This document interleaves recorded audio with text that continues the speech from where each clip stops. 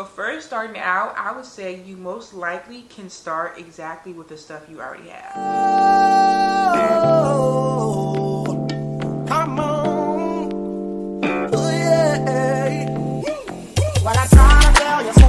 Yes, I did. But I guess you didn't know. Hey y'all, welcome back to my channel. My name is YvonneMaere, and in today's video, I'll be giving you advice on how to start a YouTube channel in 2023.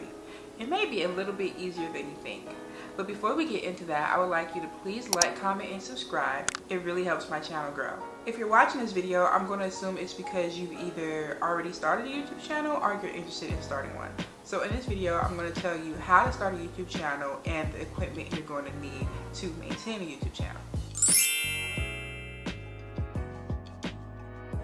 First step is to do research. I feel like that's the first step pretty much in anything that you should do. And how you can do research on starting your own YouTube channel is start to look at the YouTubers that interest you and what interests you about their content.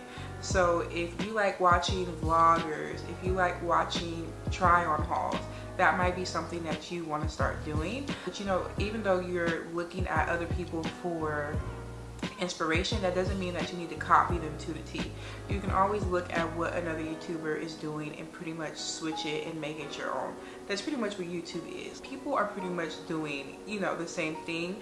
It's just they make it their own way. I would suggest possibly looking at a couple of different YouTubers, looking at their style of how they edit, their style of how they shoot their content, and writing down some notes or just getting an idea of how you can incorporate that into your own content.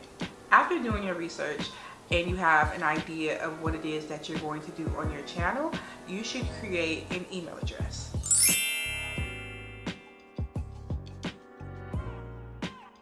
So your email address that you create should be specific for your YouTube channel and everything that has to do with your YouTube channel.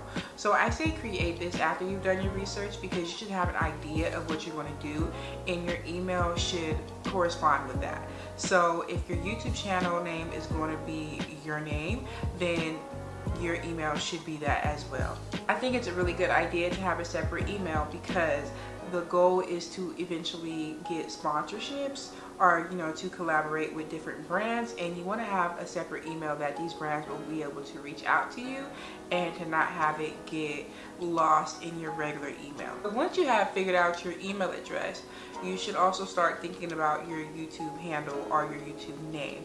Again, this YouTube name should pretty much be the same thing as your email address because you want to make it easy for brands to be able to reach you and not have to put in something crazy for your email. If your handle is like hello dog, you don't want your email address to be Hello Kitty. Like it doesn't make sense, you know what I mean? So you just want them to go hand in hand. So once you've gotten your email address and your YouTube handle, you can now create your YouTube channel.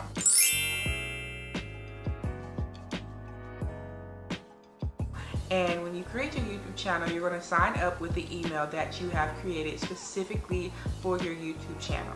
And this is a pretty easy process. YouTube doesn't ask for much. You pretty much just need an email and a password.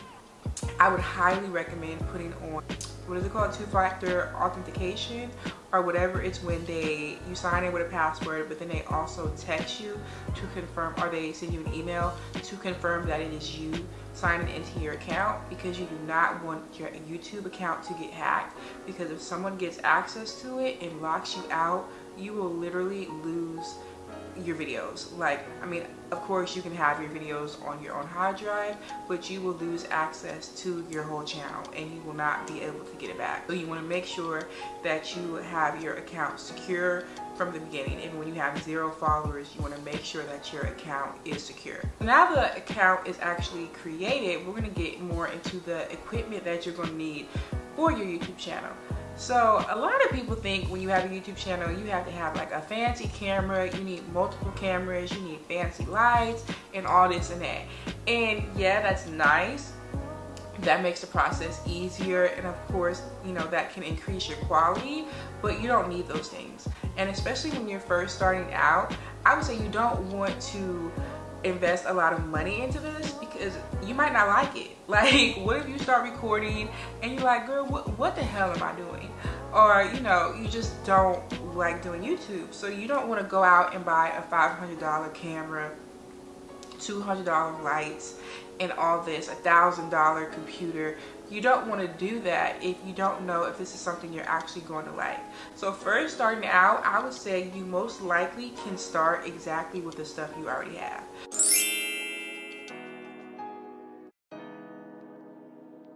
Most of us already have a smartphone. Most of us have either iPhones or Androids, right? I don't know. Is there a phone outside an iPhone or Android? I don't know. Let me know down in the comments. But the point is that these phones have really good quality cameras, especially if you have the latest version of these phones that have come out.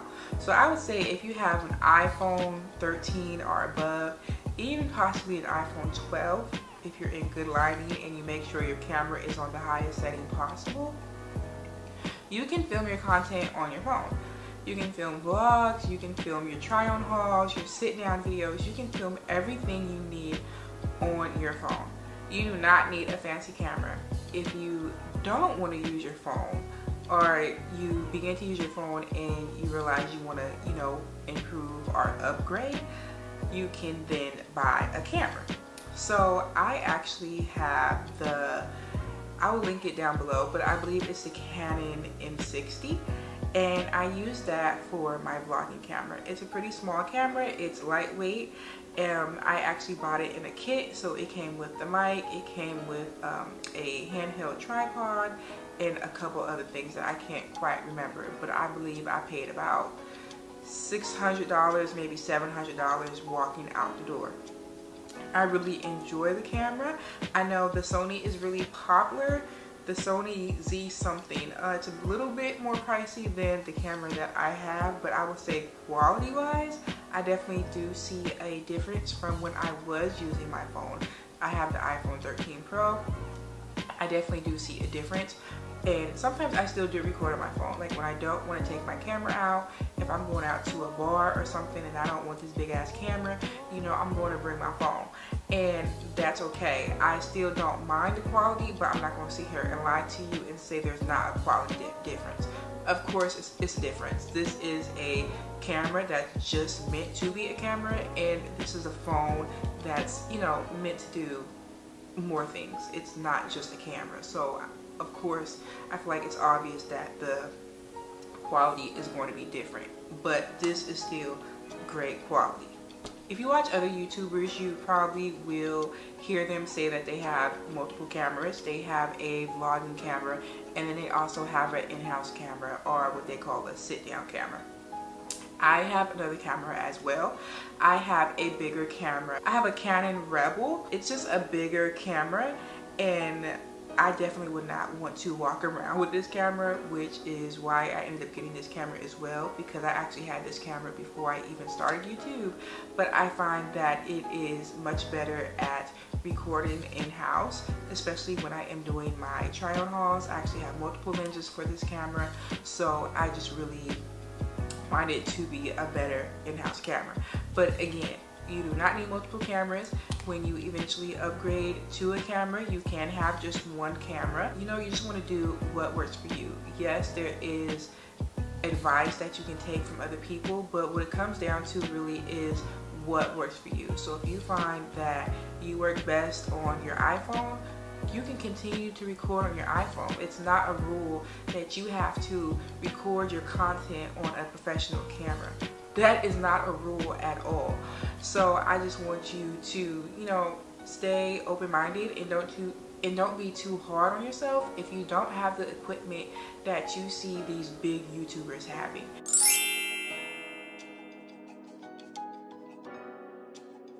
Most of us, because we are in the era of TikTok and social media and all that, already have ring lights.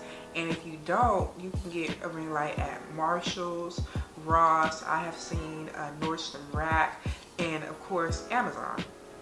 So for lighting, you can use a ring light. You don't have to get the fancy box lights, even though those are nice. Right now, I am using one ring light. I would love to have one more ring light because I would love to be able to have light coming from both angles, but for now I just have one ring light, and what I do is position it right behind the camera to make sure the light is shining directly on me. So far, equipment that you need your phone, and you need a ring light, and the ring light is for in-house content. So if you're going to be doing sit-down videos, if you're going to be doing YouTube shorts, if you want to, you know, eventually go over to TikTok, you want to do reels, you're going to want a ring light, okay? Because you want to make sure you're getting the best possible light. Also for lighting, you want to make natural lighting your best friend. So if you know that you don't have a lot of lighting, you possibly want to figure out what is the best place in your house or in your house that gets the most lighting, and at what time of day. You want to do research on your house, okay? Find the place that gets the best lighting and figure out what time of day it gets that lighting, and that's when you're going to record your content, when that lighting is the best. Natural lighting is some of the best lighting we can have, so you want to use that to your advantage. I know right now we're in the winter, so a lot of places aren't getting a lot of sun, so again, that's where a ring light comes in. I would say you probably can get a ring light as cheap as $20, no more than $30. So if you're going to invest in anything, I would invest in a ring light.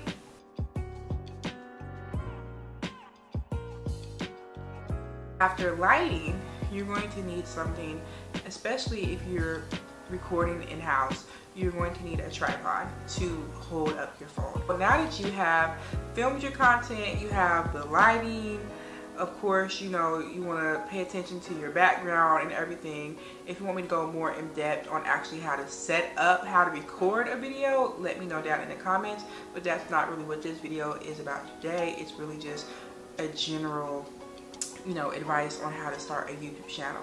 So once you've done that, the next thing you're going to do is you're going to edit.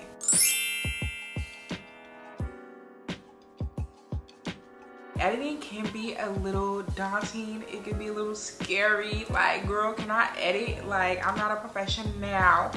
But to be completely honest, it is so easy.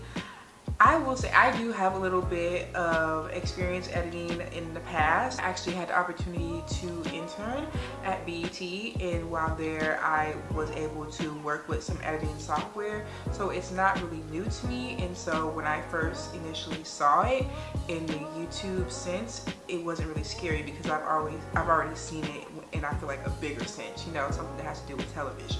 So it wasn't that scary, but I will say it's very easy to get a handle on, because even though I had seen it before, like, I wasn't editing shows, girl. Like, I wasn't doing that. Let me make it that clear.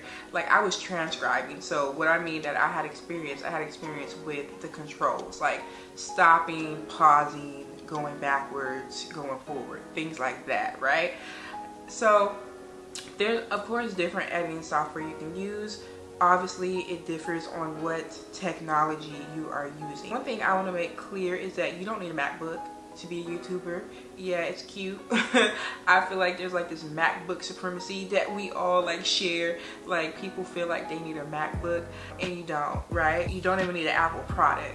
But I'm gonna kind of go through the list. Like, if you have this tech, this is what you would use. So if you do have a MacBook, of course, you know, or if you have a MacBook or what's it called? A MacBook, an Apple laptop, whatever, you know that it comes with iMovie. MacBooks do, iPads do, and iPhones. So if you have any Apple product, besides, I guess, the Apple Watch, right? It comes with iMovie, which is a free editing software. So you can absolutely use that. That's what I use. I don't have much issues with it. The only issue I would say I have is in terms of storage, and I can't really blame that on iMovie. I would really blame that on my laptop. I've had it for a while, but I've kind of fixed that by getting an external hard drive. So I love to use iMovie. If you don't have an Apple product, you have a Windows laptop, or you have an Android, you can use Filmora, which is a free editing app, and you can edit your videos on that. I can't give you any recommendations on that. I've never used it before. The only software that I've used is iMovie, and I have tried to use Adobe Premiere Elements. Of course, other software, like really professional software, is like Premiere Pro and Final Cut Pro. These are, you have to pay for these. I know for Adobe Photoshop or Premiere Pro, you can pay, I think, a monthly fee. And for Final Cut Pro, I believe you just pay a one-time fee for the software. Y'all, sorry, I'm in California. We're going through a storm right now. So if you hear the rain slamming against my window, girl, don't worry. Another editing software which I would recommend is Canva. I love Canva. I actually use them for my thumbnails and for other things. So if you use Canva, they do have a video editing software on there for you to use. Other than editing your videos, you're also going to have to design and create graphics. So for your thumbnails, your banner on YouTube, and any other graphics that you kind of want to market yourself with, you're going to have to use some type of software for that. One that I recommend and that I have been using kind of since day one is Canva. At first, I used to use the free version. I feel like the free version is great for a lot of people. You don't necessarily need the upgraded version, or I guess the paid version. The only reason I would say I upgraded to the paid version is because it has the background remover tool, and once you start making thumbnails, you're going to realize that that comes in handy a lot. But really, if you don't have that and you want to use Canva, you can just use a separate site to remove the background from photos. So before that, I was using, I believe, the Adobe Photoshop website, and they have a free background remover tool. So what you would do is just take the photo that you want to remove the background from, upload it to the Adobe Photoshop website, remove the background, save it, and then upload it to Canva. So of course, if you have the paid Canva subscription, that just eliminates some steps and it just makes it faster and more seamless when you're doing thumbnails. But when I didn't have that, it wasn't that much of a hassle, right? It's just as you continue to make videos and you grow, you kind of realize that it's best to kind of pay for things or to do things that are going to make the process easier.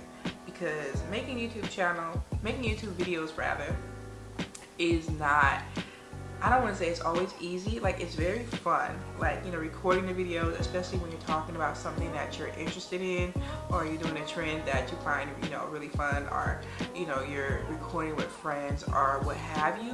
But, it does take a lot of energy and time, because not only are you sitting down recording, you are editing, you're marketing, you're getting ready for this video. For this particular video, I did my makeup, I did my hair.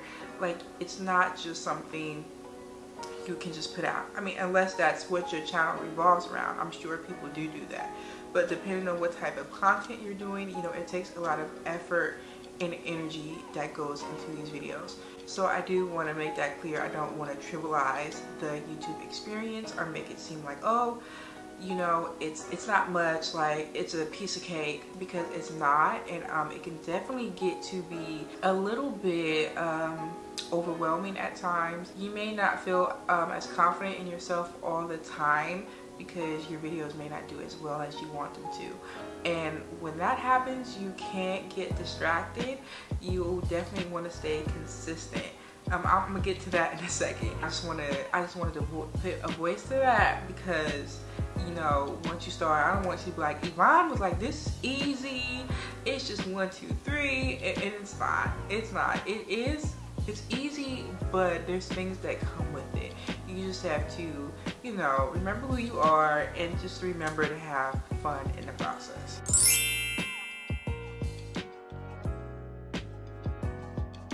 Lastly, when it comes to content, and once you have edited your video and you got your thumbnail, just post. Like, really, I would say that is the easiest part. Uploading the video, right? Sometimes some of the easy part is filming it, but just uploading the video is probably the easiest part. And once it's uploaded, it's out your hand. I think that's a very good way to think about it. Like, you've done all you can do at that point. Like, shake it off. Like, don't worry about the outcome. I know I have to remind myself that all the time. Like, I want to go on YouTube Studio and just, which is an app you can download, by the way, and look at your analytics and everything and have it on your phone. But I always want to check YouTube Studio once I've uploaded a video, like every minute, like how many people have watched, do I have any more subscribers, blah blah blah. Like, now the first thing I do when I wake up is check YouTube Studio. And I mean, I appreciate that. Rather than checking like social media to see what other people are doing, I'm checking in on myself, which I think is a great thing. But again, you don't want to become so obsessed with numbers that it gets you down. You know, you may not go viral as soon as you want to, or you may not gain as many subscribers as soon as you want to, but it will happen. So you just want to make sure you stay consistent, you stay positive. And another thing is, make content that you want to make. Yes, you want to do things that are popular and things that will make it more likely that people will find you when they are searching things, but don't just be making content that you're not interested in, because then this won't be fun for you.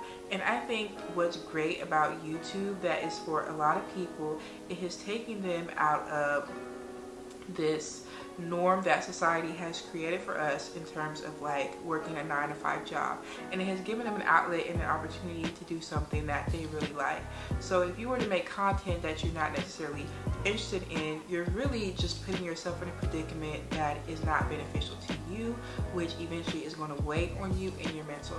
I recommend keeping true to yourself, being yourself, making content that you're interested in, and that I'm sure a lot of other people will be interested in if they can see that you are enjoying yourself. Besides that, last bit of advice I will have is to pay attention to what content does well and what doesn't. So, you know, not necessarily be a stickler for your analytics, but of course you want to see what videos are doing well. So if you mainly do vlogs, but you finally do a try on haul and you see the try on haul is doing numbers, you might want to start putting a little bit more effort into doing try on hauls. Don't make all your content that, but just start making a little bit more of that of your content since you see that it is doing well. If you have anything else that you would like to know, or if you have any questions, feel free to leave them down in the comments below. If you made it to the end of this video, thank you for rocking with me, and I'll see you in the next one. Bye.